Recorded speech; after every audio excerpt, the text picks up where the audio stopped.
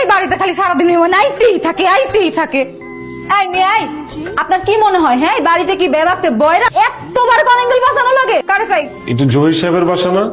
খালুজান বাসায় নাই, রাস্তা মাপেন।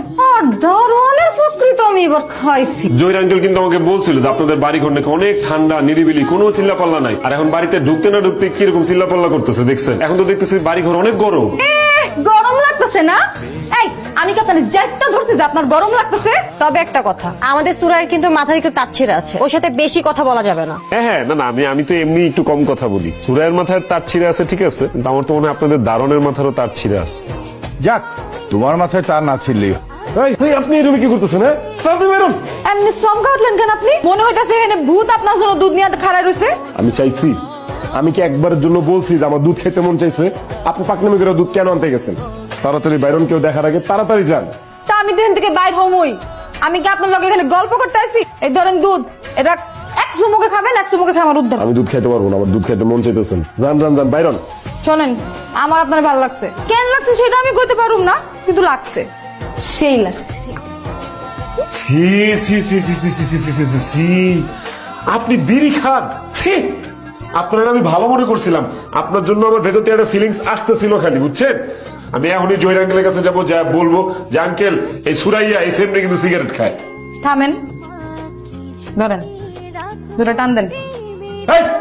ফালতু ভাই, এগুলো কি করতেছিস? কানের নিচে একটা দিও একদম, আমি বিড়ি খাই। কি ব্যাপার, হঠাৎ করে সালাম করছো, ব্যাপারটা কি? আঙ্কেল আমার চাকরি হয়ে গেছে। চাকরি হয়ে গেছে? জি আঙ্কেল। কংগ্রাচুলেশনস! এবার কিন্তু মিষ্টি খাওয়াতে হবে। জি আঙ্কেল। কিন্তু এবার শুধু চাকরির মিষ্টি খাওয়ালে হবে না, বিয়ের মিষ্টিও খাওয়াতে হবে। কি বলতেছেন? বিয়েটা তো আগে করতে দিবেন। চাকরি পাওয়া গেছে তো এর লেগে আর গরিব মানুষ ভাল লাগতেছে না, না? এটা তোমার ভালোবাসা? বাবা কি পাগল ছাগলের মতো কথা বলতেছো? ও, আর আমি পাগল ছাগল হয়ে গেলাম? তোমরা পুরুষ মানুষ না, তোমার মনে এক আর তোমাদের মুখে আরেক। তোমার মনের কথা তো আমি জানি, তুমিও আমারে ভালোবাসো। ডোন করতে বাবা আসিফ, আমার মেয়ে জুলি তোমাকে ভালোবাসে, আমি চাই তুমি জুলিকে বিয়ে করো। সরি আঙ্কেল, আমি তো জুলিকে বিয়ে করতে পারবো না।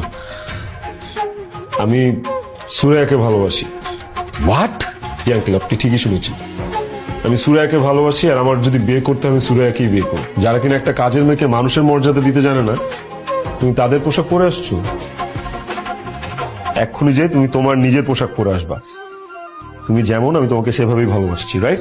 আমি দেখতে চেয়েছি তুমি আমার টাকা পয়সাকে ভালোবাসো নাকি একজন প্রকৃত মানুষের মনকে ভালোবাসো। আপনারা কি বলছেন? আমার সবকিছু মাথার উপর দিয়ে যাচ্ছে। কিছুই বুঝতে পারছিস না? তাহলে শোন এবার। দোস্ত, কেমন আছিস তুই?